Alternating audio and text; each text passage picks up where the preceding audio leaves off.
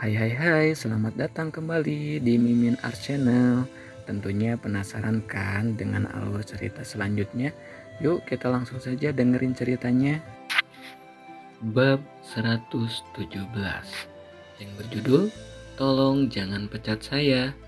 Pak Yos, jangan bercanda. Tidak mungkin dia Pak Alpian, ucap Marco penuh keyakinan. Dipikirnya Pak Yos mungkin sedang mengajaknya bercanda. Pak Yos tampak terkejut dengan ucapan anak buahnya itu. Maksud kamu apa? Dia ini suami teman lama saya, Pak. Semalam kami bahkan bertemu di pasar malam. Dan dia datang bersama istrinya dengan motor bututnya. Ucap Margo menegaskan. Dalam pikirannya, seorang bos pemilik perusahaan besar dengan anak perusahaan di mana-mana tidak mungkin mau bepergian dengan motor butut ke pasar malam pula yang notabene merupakan tempat hiburan untuk rakyat jelata. Pak Yos menatap Alpian dengan raut wajah penuh ketakutan, apalagi sikap Marco sebagai bawahan benar-benar dinilai kurang sopan. Sepertinya kamu salah lihat orang, Marco. Ayolah Pak Yos, jangan bercanda. Marco tertawa garing, memamerkan deretan gigi putihnya yang berbaris berantakan. Saya tidak mungkin salah orang. Dia memang benar Pak Yos. Semalam saya memang ajak istri saya jalan-jalan keliling kota dengan motor tua. Dan kebetulan bertemu dengan orang ini. Sambar Alpian dengan tatapan tajam menghunus ke arah Marco. Tapi saya baru tahu kalau ada seorang seperti ini bekerja di perusahaan saya. Pak Yos yang merasakan adanya ketegangan segera meluruskan masalah. Tidak mudah menghadapi seorang Alpian Setio Darmawan jika sudah kehilangan kesabarannya. Marco, saya rasa kamu salah paham. Beliau ini memang Pak Alpian, pemilik perusahaan tempat kita bekerja, ucapnya sungkan. Lalu menatap sang bos. Maaf Pak, sepertinya anak buah saya tidak mengenali Bapak. Tidak apa-apa Pak Yos, bukan salah Bapak.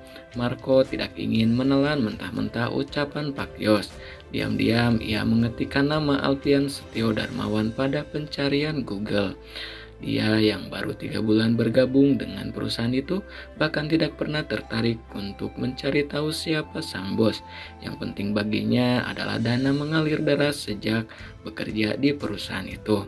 Apalagi ia dipercaya Pak Yos menangani proyek perumahan bersubsidi. Dan deretan foto yang bermunculan di layar ponsel membuat lelaki itu kehilangan seluruh nyalinya. Untuk beberapa saat, dunia seperti berhenti berputar bagi Marco. Apa yang ia temukan membuatnya seolah kehilangan akal sehat, jantungnya terpompa cepat dan seluruh tubuhnya gemetar. Lidahnya bahkan terasa kaku dan sulit mengucapkan sepatah kata pun.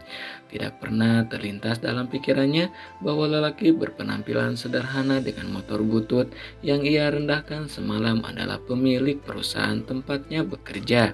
Selain itu, bagaimana mungkin Aileen yang berasal dari keluarga terbilang miskin itu bisa menikah dengan pengusaha tajir melintir? Pak Alpian, ia seketika menunduk dengan wajah pucat. Maafkan saya tidak tahu kalau orang yang semalam itu. Lupakan pertemuan semalam, masih ada hal lebih penting yang ingin saya bicarakan dengan kamu, ucap Alpian. Tatapan yang dingin dan datar membuat Marco merinding. Baik Pak, jawabnya dengan suara gemetar. Alpian sudah melangkah lebih dulu, sementara Pak Yos dan Marco mengikuti di belakang. Duduk di dalam sebuah ruangan, Marco belum dapat menghilangkan perasaan gugup dan takut. Ia merasa seperti tersangka dalam sebuah persidangan dengan Alpian sebagai hakim ketua yang akan menjatuhkan hukuman mati. Sementara Pak Yos bergerak sebagai ajudan sedang mengumpulkan beberapa data dan memperlihatkan kepada sang bos. Rahang Alpian yang terlihat mengeras membuat Marco semakin gemetar. Terlihat jelas bias amarah tertahan dalam raut wajahnya.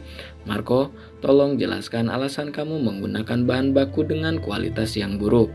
Padahal dana yang dikeluarkan perusahaan untuk pembangunan perumahan bersubsidi itu sangat besar. Dan saya rasa cukup untuk membeli bahan dengan kualitas terbaik, ucap Pak Yos. Marco menunduk, bola matanya berputar seolah sedang mencari sebuah alasan masuk akal. Maaf Pak Yos, saya memang menekan pengeluaran karena saya sesuaikan dengan harga rumah. Tidak mungkin kita menggunakan bahan berkualitas tinggi, sementara harga satu unit rumah jauh di bawah standar. Soal untung dan rugi itu bukan urusan kamu, itu urusan perusahaan. Tugas kamu hanya memberi yang terbaik untuk proyek yang berada di bawah pengawasan kamu, cecar Pak Yos panjang lebar. Alpian memilih diam. Sejak tadi ia hanya mendengarkan omelan panjang Pak Yos sambil membaca data pengeluaran. Besarnya pengeluaran dan harga bahan material yang digunakan dalam pembangunan perumahan itu sangat jauh berbeda.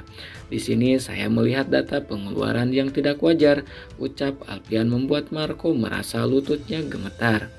Dilihat dari jenis bahan yang kamu gunakan, tidak sebanding dengan besarnya dana yang keluar. Kalau begitu, kamu larikan kemana sisa dananya? Marco tidak tahu harus memberi jawaban seperti apa. Dana perusahaan itu sebagian telah ia gunakan untuk kepentingan pribadi, termasuk membangun usaha milik pribadi berupa beberapa wahana permainan untuk pasar malam. Saya melihat kecurangan besar-besaran di sini, tambah Alpian. Kamu bisa membuat nama perusahaan kita jatuh dengan buruknya hasil kerja kamu. Rumah-rumah itu nantinya akan ditempati oleh keluarga menengah ke bawah. Harga satu rumah mungkin murah di mata kamu, tapi bagaimana dengan mereka? Di mana hati nurani kamu? Sebisa mungkin Alpian menekan emosi. Bisa dibilang ia sangat kecewa dengan kinerja bawahannya itu. Ini baru proyek kecil, bagaimana nanti kalau kamu dapat proyek yang lebih besar? Saya benar-benar minta maaf Pak, saya hilaf. Marco merasa kehilangan muka, terlebih semalam ia bersikap sangat sombong terhadap sang bos dan sengaja merendahkannya dengan menyodorkan beberapa lembar uang. Terlebih semalam ia dengan sengaja melewati genangan air dengan kecepatan tinggi, sehingga menyembur mengenai tubuh sang bos. Bagaimana Pak Yos? Tanya Alpian sembari melirik lelaki parubaya di hadapannya. Keputusan ada di tangan Pak Alpian sepenuhnya. Soal penanganan proyek Marco, saya ikut perintah Pak Alpian saja, ucap Pak Yos sungkan. Bagaimanapun juga dirinya lah yang menunjuk Marco untuk mengurus proyek perumahan itu. Marco semakin memucat, tubuhnya telah basah oleh keringat. Tolong beri saya kesempatan, saya akan bertanggung jawab untuk menyelesaikan proyek ini sebaik-baiknya. Mengenai dana yang saya gunakan, akan saya ganti sedikit-sedikit. Ganti sedikit-sedikit, penyelewangan dana yang kamu lakukan ini tidak sedikit, menyentuh angka miliaran, protes Pak Yos. Saya tahu Pak, tolong jangan laporkan saya ke polisi. Saya akan bertanggung jawab dan berjanji tidak akan mengulangi kesalahan saya lagi. Ia mendongakkan kepala secara perlahan dan memberanikan diri menatap sang bos. Saya juga minta maaf yang sebesar-besarnya atas sikap arogan saya semalam. Saya benar-benar tidak mengenali Pak Alpian. Saya tidak ada masalah dengan sikap kamu semalam. Seandainya kamu jujur dan loyal terhadap perusahaan, saya pasti pertahankan. Tapi sayangnya kamu memilih memperkaya diri dan mengorbankan ratusan keluarga yang akan membeli rumah. Karena itu, saya memutuskan memberhentikan kamu mulai hari ini. Nah, segitu dulu ya bab 117-nya. Makasih banyak buat kakak-kakak yang selalu stay tune. Jangan lupa di like, di subscribe juga ya kakak. Bye-bye.